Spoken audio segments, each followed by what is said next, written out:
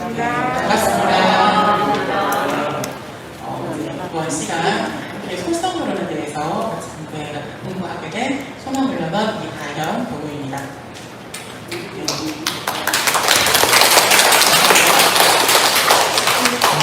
이번 훈련 주제가 작업치사잖아요. 그래서 어제부터 계속 작업치사를 정말 계속 끊임없이 작업치사에 대한 이야기를 100번쯤 들으신 것 같지 않나요? 작업치사라는 단어를.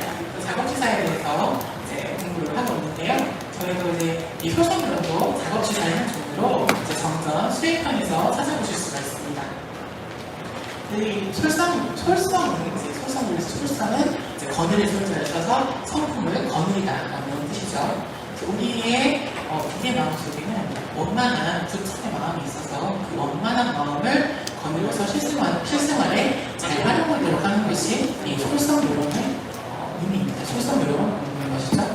그래서 이 16개 조항으로 이제 솔선요론을 내주셨는데, 이제 성품을 이제 거느리는 불성을 발견해서 활용하도록 하는 이제 삭제 방법은 마음생뿐 아니라 천생만물을 잘 거느려서 쓰는 것이다. 그러니까 내 마음만 가지고 쓰는 것이 아니고 내 마음을 통해서 천생만물을 잘 거느려서 활용하도록 하는 것이 이제 솔성이고, 두 번째로 착한 마음에 따라만 가는 것이 아니라 나쁜 마음도 고쳐가면서 쓰는 것이다. 내가 좋은 마음만을 나지 않잖아요. 그 좋은 마음 보면서 좋은 마음을 보면서 사는 것이 아니고 나한테 있는 어떤 나쁜 마음들도 돌려가면서 고쳐가면서 이것을 활용해서 고쳐가면서 사용을 하는 것이 솔성이고, 그리고 세 번째로 원만 부족하고 지공무사한 성품을 깨쳐서 천만사물을 처리하고 노동할 때 원만하고 공감되게 하는 것이다. 내 마음 속에 이제 갈망있는 이 부처의 마음, 불성을 깨우쳐서 이것을 원만 부족하고 지공무사한 불성을 깨쳐서 천만사물을 운용할 때 원만 부족하고 지공무사하게 활용을 하는 거죠. 그래서 이것이 이제 성품을 거느리다 솔성의 의미입니다. 그래서 이제 솔성은 같이 한번 읽어보도록 할게요. 솔성은 이미 자기의 소유인 것을 알았으나 전일에 잃어버리고 지내는 동안 모두 다른 사람에게 빼앗긴 바 되었는지라. 여러모로 주선하여 그 잃었던 권리를 회복한 바 같나니라. 종경 성인품 8장에서 말씀하셨습니다. 이게 우리가 어떤 환경이나 습이나 업이나 이런 것들에 의해서 문명에 의해서 내 어떤 불성이 가려졌던 것들을, 잃어버렸던 것들을 다시 회복해서 원만한 실행을 할 수 있도록 그것이 바로 솔성이다, 이렇게 말씀을 하신 거죠. 그래서 이제 솔성요론을 어떻게 실천해야 하는가 생각을 해봤을 때, 우리가 이제 솔성이라고 하면 쉽다 이런 생각을 하세요? 절대 그렇지 않겠죠. 솔성요론이, 그리고 우리가 이제 교환하는 일기를 쓰시잖아요. 그럼 교환하는 일기를 통해서 교환하는 일기 쓰고 계시죠? 교환하는 일기를 쓰고 계시는데 그 안에는 일기를 쓰도록 하게 되어 있고, 유문형 체크를 하게 되어 있고, 계문을 체크를 하게 되어 있어요. 그러면 이제 계문에서 보통그, 특징그, 상징을 이렇게 체크를 하신단 말이에요. 그리고 이제 아까 조금 전에 문문형이 나왔지만 내가 무언가를 하고 싶은 게 있으면, 고치고 싶은 게 있다던가 할 때, 주의를 하고 싶은 것이 있을 때 이제 유문형을 결정해서 이제 그걸 체크를 하시는 거예요. 그래서 이제 우리가 계문형, 유문형에 대해서는 머릿속에 있어요. 염두에 있지 않고 계시죠? 그런데 바로 다른 게 있는데, 솔선요론은 조금 멀어요. 그쵸? 그럼 이제 염두에 좀 잊고 사는 경우가 있습니다. 그런데 사실은 이 솔선요론은 우리의 생활과 많이 떨어져 있지 않아요. 우리가 알게 모르게 이 솔선요론을 실천을 하면서 살고 있어요. 왜냐하면 대종사님은 실생활에서 떨어져 있는 수행법을 내주지 않으셨잖아요. 그렇기 때문에 이 솔선요론도 당연히 실생활에서 활용을 할 수 있고 활용되어지고 있습니다. 그래서 이번 시간은 저와 함께 우리가 솔선요론을 사실 멀게 느껴졌지만 얼마나 우리가 솔선요론을 가깝게 해야 하는지, 그리고 얼마만큼 우리 실생활에 이 솔선요론이 들어와 있는지를 살펴보도록 하겠습니다. 네, 그래서 옛날 속담에 이런 게 있죠. 10길 물속은 알아도 한 길 사람 속은 모른다. 이게 사람의 마음은 참 모른다는 거죠. 10길 물속은 이제 여수교당이시니까 바닷가, 그쵸? 여기도 완도잖아요. 그래서 이제 이 바닷가 분들은 그 얘기를 듣기로 10길 물속, 그러니까 바다의 어떤 파도나 해류나 이런 걸 보고 이 바다가 들어가서 놀아도 될 것 같은 바다인지 아니면 들어갔을 때 다시는 나올 수 없을 물길인지 그거를 보시면 아신다는 거예요. 그래서 이제 열길 아세요? 그렇죠. 그렇구나, 정말. 그러니까 아신다는 거죠. 10개 물속은 보면 알 수가 있어요. 그런데 이 사람 속은 참 이게 묘해서 항상 변화하는 것이고 항상 묘해서 알기가 참 어렵다는 거예요. 제가 지금 이렇게 마주하고 있어도 훈타원님을 이렇게 보고 있어도 훈타원님이 무슨 생각을 하고 있는지를 제가 잘 모르고 또 제가 이렇게 강의를 하고 이렇게 앞에서 이렇게 하고 있지만 제가 또 어떤 생각을 하고 있는지 서로 마주보고 있어도 뭐 예를 들면 제가 이렇게 무표정으로 있는데 이게 속으로 화가 나서 무표정인지 아니면 배고프다 하고 있는 무표정인지 그냥 다른 생각을 하고 있는 무표정인지 그걸 모르잖아요. 그러니까 사람 마음은 모른다는 거죠, 서로가. 그리고 계속 사람의 마음은 어떤 순간순간의 경계에 따라서 수천 수만 가지의 경계에 따라서 계속 변하기 때문에 알기가 어려워요. 그래서 그 심지어 내 마음도 상대의 마음도 모르겠지만 내 마음도 마찬가지라는 거죠. 우리가 공부를 할 때 앗경계다 이런 거 혹시 들어보셨어요? 경계를 발견하는 공부 들어보셨나요? 해보셨죠? 앗경계다 해보셨죠?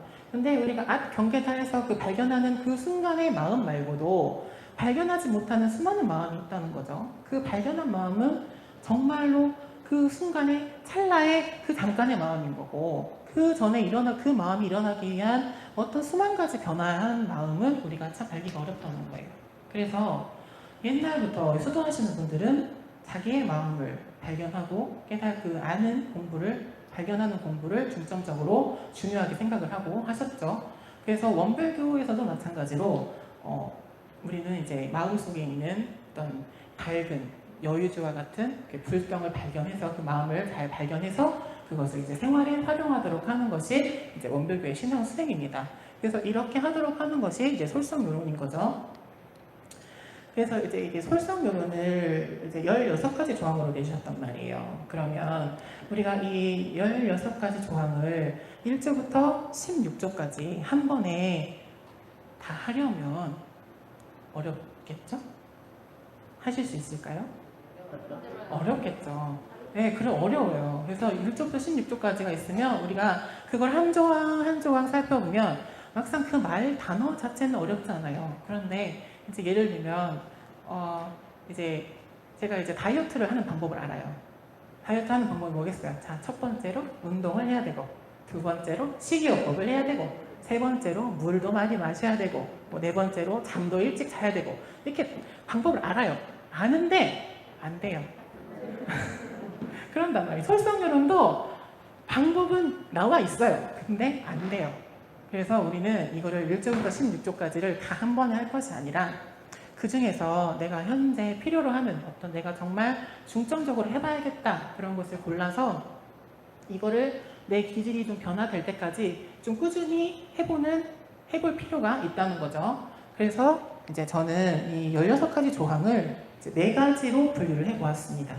이제 16가지 조항이 이제 4가지 카테고리로 분류가 되는데, 자, 살펴보시면, 이제 첫째로 1조, 2조에서 이제 바른 믿음에 대해서 말씀을 해주셨습니다. 법에 대해서, 신앙에 대해서, 무엇이 어떤 것이 가장 좋은 법이고, 어떻게 법을 믿어야 되는가, 어떻게 해야 바른 믿음을 할 수 있는가, 이렇게 대해서 말씀해 주셨고, 둘째로 배움에 대해서 이제 3조에서 5조에서 배움에 대해서 말씀해 주셨습니다.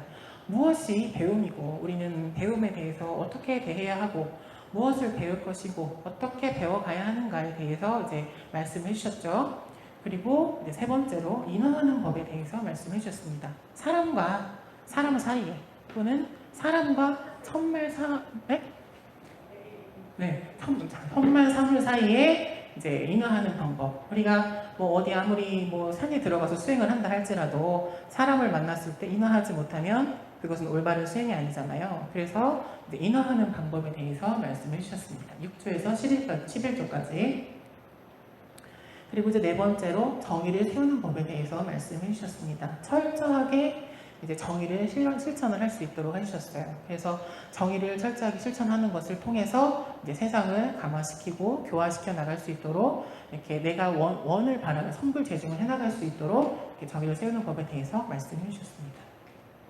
그래서 이 4가지의 조항을 좀 이제 자세하고 간단하게 좀 살펴보도록 할게요.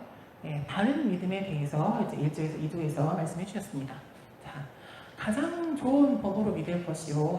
열 사람의 법을 통해서 가장 좋은 법으로 믿을 것이요. 사람만 믿지 말고 그 법을 믿을 것이요. 이렇게 말씀해 주셨죠. 자, 그러면 가장 좋은 법이란 무엇일까요? 가장 좋은 법이란 무엇인지 어떻게 생각을 하시는지 한번 얘기를 들어볼게요. 한번 생각을 해보세요. 가장 좋은 법이란 무엇인가? 이런 쌍의 진리. 이런 쌍의 진리. 그렇죠. 또 상식적인 게 가장 좋은 법이라 생각합니다. 상식적인 거. 그렇죠. 상식적인 거. 네, 그렇죠. 비상식적인 법은 좋은 법이 아니니까 상식적인 법이 좋은 거겠죠. 네, 또 합리적인. 네, 합리적인 법. 그게 다 여기에 들어간다고 생각이 돼요. 자, 신앙과 수행이 병진되는 법이죠. 뭐 그냥 수행만 하고 하는 것이 아니고 신앙만 믿기만 하는 것이 아니고 신앙과 수행이 병진되는 법이고 영육을 쌍전할 수 있는 법, 그리고 모든 사람이 널리 배우고 활용할 수 있는 어떤 한 사람만, 어떤 특별한 사람만 활용할 수 있는 법이 아니고 모든 사람이 널리 활용할 수 있는 성리에 바탕한 법이 가장 좋은 법이겠죠. 어디서 뭐 미신적인 신앙을 가지고 와서 하는 법이 아니고 대도정법의 성리에 바탕한 법이 가장 좋은 법인 것입니다. 그래서 이런 법을 믿으라고 하는 거죠. 그리고 이제 사람만 믿지 말라 하셨는데 이제 사람을 따르지 말고 그 법제를 따라가야 된다. 우리가 종교가 굉장히 수많은 종교들이 있어요. 이게 보면 굉장히 미신적인 신앙도 있고 사이비도 있고 사람을 현혹시키는 종교들도 있습니다. 그래서 이 사람만 믿지 말고 법제를 따라가야 한다 하는 게 우리가 그 사이비 종교나 이런 현혹시키는 종교들을 보면 우리가 그 종교의 법에 대해서 모르죠. 왜냐하면 그 종교 사이비는 딱 교주가 앞에 나와 있잖아요. 그 사이비 교주를 믿잖아요. 그렇죠? 그 교주를 믿기 때문에 그 사람을 믿지 말고 그 사람밖에 없는 거예요. 그냥 그 교주, 그 사람이 믿는 거죠. 우리가 만약에 대종사님, 우리는 원불교잖아요. 원불교는 말하자면 이런 쌍에 우주 만유의 본원이고 재굴재성의 시민인 이런 쌍, 원만한 이런 쌍 법신부를 신앙하고 수행하는 거잖아요. 신앙의 대상으로 삼고 수행의 표본으로 삼아서 신앙 수행을 하는 거잖아요. 그런데 이런 교리를 우리가 법을 따라가지 않고 우리가 대종사교 이렇게 안 하잖아요. 그렇죠? 대종사님 교 이렇게 안 하잖아요. 대종사님은 이 대도정법을 밝혀주신 우리의 스승님이고 우리는 그 스승님이 밝혀주신 대도정법을 신앙하고 수행하는 거죠. 대종사님을 신앙하고 그분을 수행의 표본으로 신앙의 대상으로 삼는 것이 아니라 그래서 이 사람만 믿지 말고 그 법을 믿을 것이면은 결국에 그 사람의 너머에 있는 법을 보라는 거예요. 그래서 그 법을 신앙하고 수행하도록 해야 한다. 그래서 가장 좋은 법으로 우리 대종사님께서 밝혀주신 대도정법으로 이제 신앙 수행을 해나가도록 하는 거죠. 예, 그럼 다음에 이제 배움에 대해서 말씀해 주셨습니다. 우리가 이제 배움을 생각을 했을 때, 저는 이제 우리가 사람이 끊임없이 배움을 해 나가야 되죠. 저는 이제 대학교를 졸업하면서 이제 뭐 대충 공부는 그만해도 되겠다. 약간 이런 아니란 생각을 했어요. 그랬는데 이제 대학을 졸업하고 이제 그때부터가 시작이었죠. 공부는 그 전까지는 그냥 굉장히 상식만 약간 배웠던 느낌이라면 그 후로부터 이제 공부가 시작된 것 같아요. 우리는 이제 사생 중 사람이 된 이상에는 배우기를 좋아할 것이요 지식 있는 사람이 지식 있다 함으로써 배움을 놓지 말 것이요 이렇게 그 시간에 주생랑이 하지 말고 진리를 연구할 것이요 이렇게 말씀해 주셨잖아요. 이게 우리가 배움이라는 거를 우리가 지식적인 측면의 배움이 있고 인격적인 측면의 배움이 있어요. 근데 우리가 어떨 때 배우려고 하죠? 배움을 구하려고 할 때? 경계가 있을 때? 또? 잘 모를 때. 내가 모르니까 배우고 싶겠죠. 그렇죠? 모를 때 배우려고 한단 말이에요. 그래서 이게 지식적인 것들 부분에 대해서는 우리가 모른다는 것을 명확히 알아요. 그래서 그거를 배우려고 해요. 그래서 우리가 이제 어떤 지식적인 측면에서 봤을 때, 지식적인 배움에서 봤을 때, 예전에는 명왕성이, 태양계의 명왕성이, 태양계에서 명왕성이 행성으로 존재했었죠. 수궁주야 목토 천해명에서 마지막 행성이었어요. 그런데 지금은 명왕성이 행성에서 쫓겨났죠. 태양계 내에 있지만 걔는 행성이 아닌 거예요. 그래서 이 지식이라는 거는 끊임없이 변화를 하는 거예요. 우리가 10년 전에 알았던 지식이 지금과 같지 않고, 그래서 우리는 끊임없이 배워나가야 되고, 그래서 배움을 놓지 말아야 된다는 거죠.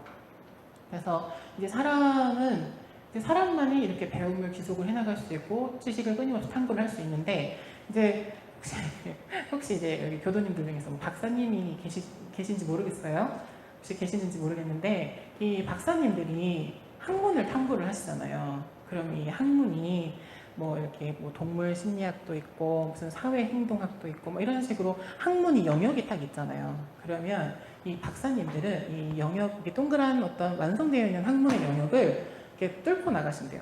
이렇게 뚫어가지고, 이렇게 비눗방울이 이렇게 여기서 뚫고 나가면 또 다른 조그마한 비눗방울이 생겨나잖아요. 그렇게 이렇게 또 다른 지식을 창조해 나가는 그런 길을 만드는 거를 이제 박사님들이 논문을 쓰시면서 하시는 건가 봐요.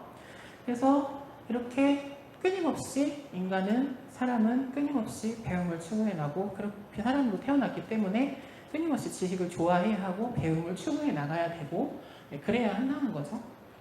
그래서 이제 지식적인 측면에 있어서는 이제 모르는 게 명확하기 때문에 우리는 배워나갈 수가 있어요. 그런데 인격적인 측면을 좀 볼게요. 인격적인 측면에서 우리는 우리가 이제 어떤 불성을 발견하고 인격을 함양해 나가는데, 우리는 내가 있잖아요. 나라는 존재, 나의 에고, 나의 경험, 나의 습, 나의 업, 이런 게 있어요. 그래서 내가 부족하다고 생각할 수 있는 어떤 부분들을 잘 발견을 하지 못하고, 그거를 인지를 하지 못하고 인정을 잘 못해요. 그래서 그것을 배워나가는데 좀 어려움이 있는 거죠. 자, 이걸 쉽게 예를 들자면, 떡볶이가 있습니다. 다 떡볶이 다 만들 줄 아시죠? 네, 여자 교도님들은 다 떡볶이 웬만하면 다 만드실 수 있고, 남자 교도님들도 떡볶이는 쉬우니까 만드실 수 있을 거예요. 아니에요? 네, 떡볶이 정도는 만들어야지. 네, 저도 떡볶이는 만들 수 있어요. 그래서 이제 떡볶이, 이게 이제 백종원 레시피 같은데, 이게 재료가 보면 떡볶이용 쌀떡, 식용유, 고춧가루, 간장, 이렇게 설탕, 물엿, 참기름 이렇게 들어가요. 그러면 이제 저는 떡볶이를 만들 줄 안다 말씀드렸잖아요. 그러면 이제 보시면서도 이제 생각을 하실 거예요. 저는 떡볶이를 만들 줄 알기 때문에 얘가 꼭 아니어도 떡볶이가 된다는 걸 알잖아요. 그쵸? 그래서 떡볶이용 쌀떡을 들어가야 되지만, 이 떡볶이용 쌀떡은 또 사야 되니까 그냥 지난번 설날 때 먹고 남았던 가래떡으로, 쌀떡으로 그냥 떡으로 할 거예요. 그러고 이제 굳이 식용유까지 들어갈 필요가 있을까? 기름기 그냥 둥둥 떠가지고 식용유 안 넣어도 되잖아요. 식용유 뺄 거예요. 자, 그리고 이제 고춧가루, 간장은 이제 그렇다 치고 설탕, 물엿, 참기름 이렇게 들어가는데, 설탕하고 물엿하고 둘 다 달잖아요. 둘 중에 하나만 넣으면 되잖아요. 저는 물엿을 빼고 설탕만 넣을 거예요. 그래서 이제 바꾸고 빼고 이렇게 해서 만들면 쟤는 아니겠죠? 이런 모습의 이제 떡볶이가 나왔습니다. 근데 얘도 굉장히 맛있어 보이기 때문에 얘라고 잘못된 건 아닌 거예요. 그렇지만 이거를 우리가 목표를 해야 되는 어떤 불성이라고 했을 때, 우리가 목표를 해야 되는 어떤 신앙 수행의 어떤 목표라고 했을 때, 우리가 가지고 있는 업과 우리가 가지고 있는 습과 어떤 것들이 이 목표를 향해 가는데 좀 방해가 될 수 있다는 거죠. 이것이 나의 어떤 인격을 향해 나가는데 조금 좀 방해가 될 수도 있고, 이것이 좀 마장이 될 수도 있고, 이제 그렇기 때문에 우리는 배움을 대할 때 내가 가지고 있는 것들이 혹시 나의 어떤 습관이나 이런 것들이 나를 방해하고 있지 않은지, 내가 가지고 있는 것들이 완전 어떤 인격을 향해 나가는데 방해가 되고 있는 것이 아닌지, 그거를 좀 생각을 하면서, 그래서 인격을 완성해 나갈 때, 인격에 대해서 인격을 배워 나갈 때, 인격을 완성해 나갈 때, 성불을 해 나갈 때 어떤 마장이 되는 부분을 알아차리고 그것들을 제거해 나가면서 그대로 실행을 해보는 것이 필요하다는 거죠. 네. 다음으로 이제 인어에 대해서 말씀을 드리겠습니다. 우리가 이제 사람과 사람 사이에서 인화를 해야 되잖아요. 사람과 사람뿐만 아니고 사람과 사물. 우리가 사람을 어떤 걸로 처음에 딱 봤을 때 사람을 뭘로 판단을 하죠? 인상, 그렇죠. 외모로 판단을 하죠. 얼굴 딱 봤을 때. 그래서 옛날부터 이렇게 사람을 판단하는 기준이 이게 딱 있죠. 신, 외모, 다음에 언, 서, 판, 이렇게 신원, 서판 이렇게 판단을 한단 말이에요. 그런데 외모 굉장히 중요하지만 외모는 이제 처음에는 굉장히 중요하지만 이제 사람을 알아가면 이제 그 다음에는 외모가 그렇게 중요하지 않게 되는 순간이 와요. 그래서 이제 우리가 사람을 판단할 때 이제 언서판, 언행으로 사람을 판단을 하게 되죠. 그 사람이 어떻게 말을 하고 그 사람이 어떻게 행동을 하는지 그것이 이제 우리의 취사의 결과로, 취사 연구의 결과로, 수행의 결과로 나타나는 것이 이제 언행이란 말이에요. 그래서 이제 인화에 대해서 이렇게 사람 한편에 착하지 아니할 것이요, 공경심을 놓지 말고 탐한 욕심이라거든 사자와 같이 무사할 것이요, 일일 시시도 자기가 자리를 가르칠 것이요, 이렇게 여러 가지 이제 6교에서 11조까지를 말씀해 주셨어요.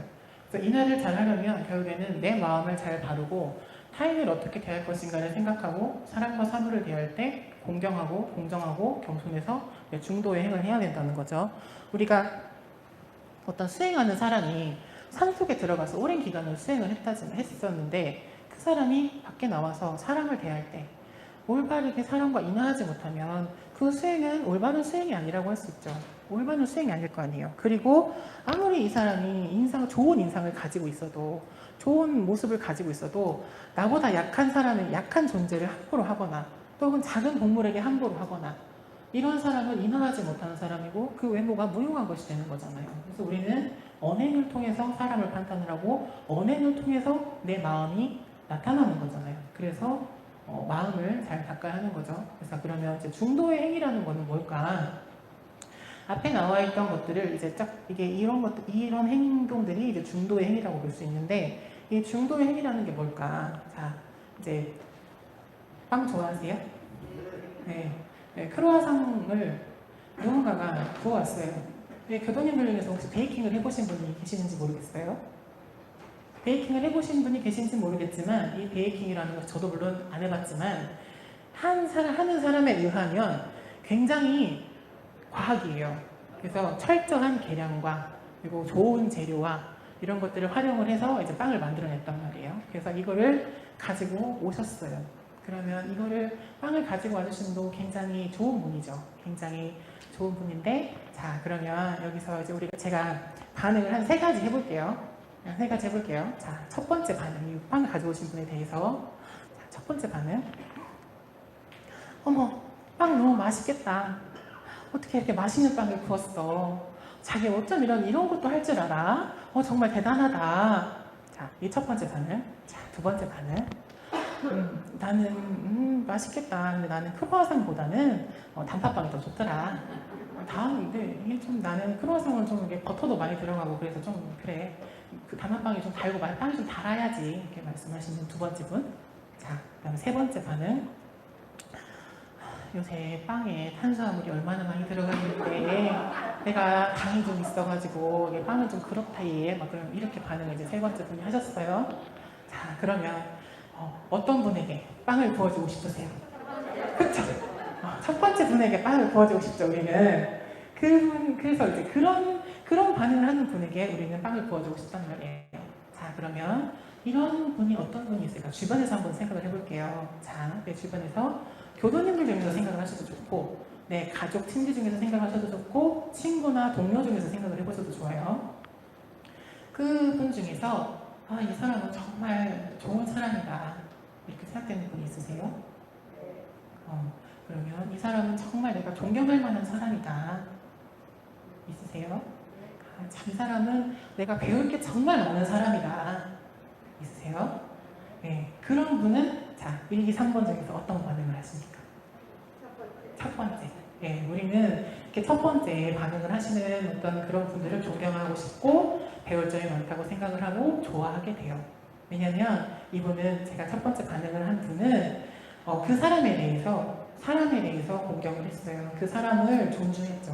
그 사람의 장점을 드러내주는 사람이었고, 그리고 빵에 대한 예의를 잊지 않으셨어요. 크로와상에 대한 예의를 잊지 않았었어요. 그 사물에 대한 공경심도 있고. 그래서 우리는 언행을 할 때 우리가 그 사람을 존경하고 그 사람을 공경하고 사물을 대할 때 공경심이 있는 사람을 좋은 사람이라고 생각을 하고 배울 점이 많은 사람이라고 하고, 그래서 그런 행동을 하는 것들이 이제 중도의 행위라고 볼 수 있겠습니다. 그래서 우리가 이제 인하를 해 나가야 될 때는 결국에 언행을, 내 마음을 통해서 나오는 언행이 그 사람에 대한 존중을 잊지 말아야 된다는 거예요. 그래서 그렇게 통해서 세상을 화합시켜 나가야 된다는 것이죠. 자, 이제 마지막으로 이제 정의를 세우는 법에 대해서 말씀해 주셨어요. 이제 정당한 일이거든 내일을 생각하여 남의 세상을 알아줄 것이요. 정당한 일이거든 아무리 하기 싫어도 죽기로써 할 것이요. 자, 이제 책자에 다 이제 솔선묘로는 다 써드렸어요. 그런데 자, 이제 정당한 일이거든 아무리 하기 싫어도 죽기로써 할 것이요. 이렇게 죽기로써라는 말씀을 해주셨어요. 굉장히 강한 표현을 해주셨죠. 왜 이렇게 강한 표현을 쓰셨을까요? 그냥 정당한 일은 꼭 할 것이고 부당한 일은 하지 말아라. 그냥 이렇게 말씀하셔도 될 걸 왜 죽기로써까지 하네. 뭐라? 정말 결정적으로 네. 위해서. 맞아. 그럴 수도 있죠. 그런 맞는 말이에요. 그래서 우리가 왜 이렇게 죽기로써 이렇게 하라고 하셨을까? 왜냐면 우리는 방심을 하게 되면 좀 불의를 저지르기가 좀 쉽습니다. 왜냐면 우리가 좀 쉽게 가볼까 하는 마음을 버릴 수가 없어요. 그래서 불의를 좀 저지르기 쉽고 탐심도 살짝 내볼 수 있고 내 마음을 꽉 잡고 있지 않은 이상은 탐심도 내보기 쉽고, 그렇기 때문에 그리고 우리가 가지고 있는 습관, 업에 끌려서 흘러가 버리기 때문에 죽기로써 하라 이렇게 강한 말씀을 해주신 것 같아요. 그래서 우리가 이제 정당한 일을 이렇게 우리가 정의를 철저하게 행하라고 하신 거죠. 그래서 정의를 철저하게 행하는 것과 동시에 이제 원 없는 데에 무슨 일인지 권하지 말고 자기 할 일만 할 것이요. 원을 바라여 그 원을 이루 못하거든 보고 듣는 대로 원하는 데에 대조하여 연마할 것입니다. 그러니까 우리는 우리의 정의를 철저하게 관철을 해나가야 된다는 거예요. 그러면 우리가 누군가가 우리를 보고 우리의 어떤 자기의 철저한 어떤 정의를 세우는 것을 보고 그거에 대해서 감화가 되고 그거를 통해서 세상을 교화할 수 있다는 거죠. 그 사람이 예를 들면 그렇잖아요. 제가 성격이 진짜 나빠요. 막 성격이 엄청 나쁜데 원별교를 다니고 있어서 누구한테 원별교 나오라고 이렇게 얘기를 아무리 해도 아니 뭐 거기 가서 뭐 배웠는데 성격이 그 모양인데 원별교 나오래 이럴 거 아니에요. 근데 제가 세상에 대해서 성격이 정말 좋아요. 아까 첫 번째 반응 이런 거 하는 사람이에요. 그러면 원별교 같이 갈래? 그러면 가볼까? 이럴 수 있겠죠. 그러니까 내가 나를 잘 세우면 결국에 나를 세상 사람들이 따라오게 된다는 얘기죠. 그래서 그 어떤 원을 바라였을 때는 결국에 그 원을 이루고자 하는 어떤 나의 마음을 바르고 나의 생활을 바르고 나의 행동을 계속 해나가는 거죠. 그래서 연마하고 대조하고 연마하고 그렇게 정의를 해나가면 결국에 세상을 교화시키고 세상을 감화시켜 나갈 수 있다. 이렇게 말씀을 해주신 것입니다. 자, 그럼 이제 솔성의 3가지 단계가 있어요. 한번 같이 읽어볼게요. 첫째, 바른 마음이 들어서 육근을 거느리니 소리요. 둘째, 원만 부족하고 지공무사한 자성을 따르니 순이며. 셋째, 자성 본원을 깨쳐 희로애락을 중도에 맡겼으니 용이다. 그리고 이 솔성묘분의 솔은 첫 단계에 해당된다. 이거는 이제 하늘한 하이치에서 대종사님께서 해주신 말씀입니다. 그래서 솔은 첫 단계에 해당된다. 바른 마음이 들어서 육군을 거느리니 솔이요. 우리의 어떤 불성을 발견해서 그 불성을 통해서 생활을 하고 그래 육군을 거느리도록 하는 것이죠. 활용을 하도록 하는 것을 이제 솔성요롱의 솔성이라고 말씀하셨습니다. 네, 자, 여기서 질문 하나. 제가 나이가 몇 살일까요? 30까지 가? 30까지 가? 20? 그럼 20살 좋아요. 네. 네, 다시 한번 몇 살? 25세. 25세 딱 좋네요. 네, 제 나이가 뭐 그렇게까지 뭐 많지도 않지만 또 그렇게 더 적지도 않아요. 그런데 이게 명백하게 옛날하고 지금하고 너무 다릅니다. 옛날에는 세상이 이렇지 않았던 것 같아요. 되게 어떤 뭐 지금 이제 코로나 시국을 지났고 뭐 현재 뭐 전쟁을 하고 있고 여러 가지 이유로 세상이 좀 힘들어졌지만 뭐 전에 10년 전만 해도 이러진 않았던 거거든요. 예를 들면 이제 고객센터에 전화를 하면 이런 안내 멘트가 나오단 말이에요. 지금 전화를 받으시는 상담원은 누군가의 소중한 아들과 딸입니다. 상담원에 대한 기방이나 욕설은 처벌받으실 수 있습니다. 이런 안내 멘트가 나와요. 왜 이런 안내 멘트가 나오겠어요? 욕설과 비방이 많으니까 그런 멘트가 나오겠죠. 그런데 뭐 한 10년 전에 전화만 했을 때만 해도 그런 멘트가 없었거든요. 그런데 이게 생겼단 말이에요. 왜냐하면 요새 현대 사회의 사람들은 내가 손해보는 거, 내가 피해보는 거, 내가 조금 무시당하는 거, 누군가에게 좀 양보하는 거, 이런 것들을 굉장히 싫어해요. 그리고 그런 거를 안 하려고 하죠. 왜냐면 내가 무시당한다고 생각하고 나는 이게 나의 소비자의 권리라고 생각을 하기 때문에 나는 다 이걸 받아야 된다고 생각을 하기 때문에 그래서 누군가에 대한 어떤 자기보다 어떤 약자에 대한 배려나 이런 것들이 좀 수그러든 사회가 된 거죠. 그런 정의가 수그러든 사회란 말이에요. 그래서 우리가 그런 세상에 살고 있기 때문인지 우리가 정의를 행하고 싶을 때 내가 정의롭고 싶어도 좀 그 마음이 수그러들어요. 그렇지 않으세요? 우리가 이렇게 보면 내가 이제 내가 여기 줄을 딱 서 있어요. 제가 줄을 딱 서 있단 말이에요. 저는 제 차례를 기다리면서 줄을 서 있어요. 그런데 누가 내 앞에 계속 끼어들어요. 여기서 한 명 끼어들고 여기서 한 명 또 끼어들고 나는 계속 여기 서 있는데 그러면 여기 줄 서 있는 나는 내가 뭐가 돼요? 뭔가 내가 손해보는 것 같잖아요. 나만 바보 같은 것 같고 그래서 그런 세상에 살고 있기 때문에 우리는 좀 마음이 수그러져요. 정의를 행하고자 하는 마음, 내가 올바르고자 하는 마음, 내가 공정하고자 하는 마음이 수그러지는 사회에 살고 있단 말이에요. 그래서 그런 어떤 물질의 노예가 되기 쉬운 사회에 우리가 살고 있기 때문에 더더욱 우리는 철저하게 그럼에도 불구하고 철저하게 우리는 우리만이라도 정의를 해나가는 그리고 우리가 하는 우리의 어떤 정의로운 행동이 더 일반화가 될 수 있도록 해나가야 된다는 거죠. 그래서 대동사님 법을 만난 우리는 대동사님 법을 만났으니까 그래서 우리의 본래 성품 자리를 잘 알아서 성품을 거느리는 공부, 나의 불성을 발견해서 이 불성을 활용해 나갈 수 있는 공부를 해야 된다는 거죠. 예, 그래서 이제 저희 이제 책자에 보시면 나의 작업취사 표 만들기라는 것이 있습니다. 이제 우리가 이런 사회에서 나는 어떤 삶을 살고 싶은가, 어떤 사람이 되고 싶은가. 작은 것부터 시작을 하시면 좋을 것 같아요. 지금 소수성교련의 16가지 조항 중에서 선택을 하셔도 좋고 제가 아까 4가지 카테고리를 나눠드린 것 중에 선택을 하셔도 좋고 그래서 한 해 동안이나 다음 훈련 때까지 실천해보고 싶은 어떤 나를 바르는 나의 불성을 발견해서 나를 바르는 그런 표를 한번 정해보셨으면 좋겠어요. 그래서 저는 이제 이거를 해놨거든요. 나의 편안한 거 타협하지 말자. 저는 좀 편해지려고 해요. 쉽게 살려고 해요. 그래서 그런 게 아니고 해야 할 일을 꼭 하고 편안함을 타협하지 않는 그런 마음으로 살고자 해서 이제 저런 걸 했죠. 그래서 결국에는 나의 편안함과 타협하지 말고 그리고 불의에 굽히지 말고 해야 할 일을 하자. 이렇게 이제 저는 작업주사 표를 만들었어요. 그래서 그분들도 한번 이제 작업주사 표를 만들어 보실게요. 그래서 시간을 잠깐 드릴 건데 이제 우리가 어떤 목표를 정하면 뭐 예를 들면 수능을 보는 친구들이라든가 공무원 시험을 보는 사람이라든가 뭐 사시 공부를 한다든가 뭐 다이어트를 한다든가 이러면 우리가 눈에 띄는 곳에 그걸 적어 놓잖아요.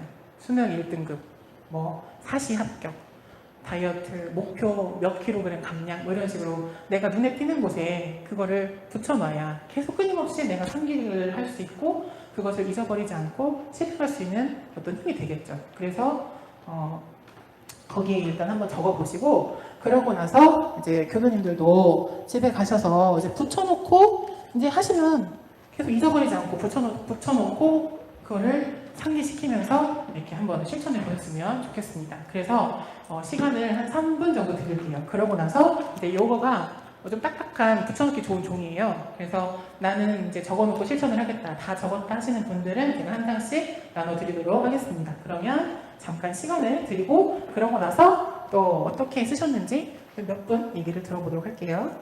자, 그러면 이렇게 지금 오늘 정하신 어떤 마음에 정하신 것들로 많이 실천을 하시면서 자기 스스로를 불성을 발견하고 솔성을 해가시는 그런 훈련 이유가 되시기를 바랍니다. 그러면 이상으로 강의 시간을 마치겠습니다. 감사합니다.